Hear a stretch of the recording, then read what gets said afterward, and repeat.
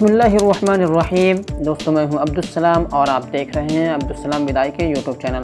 दोस्तों, अगर आप भी बगैर हाथ धोए खाना खाते हैं तो इस वीडियो को लास्ट तक ज़रूर देखिएगा, क्योंकि इस वीडियो में मैं आपको एक ऐसा वाक़या बताऊंगा कि आप भी सुनकर हैरान ज़रूर रह जाएंगे। तो चलिए शुरू करते हैं।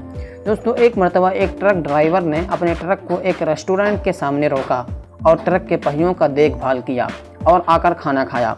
खाना खाते ही वो मर गया, जबकि वही खाना दूसरे लोग भी खा रहे थे।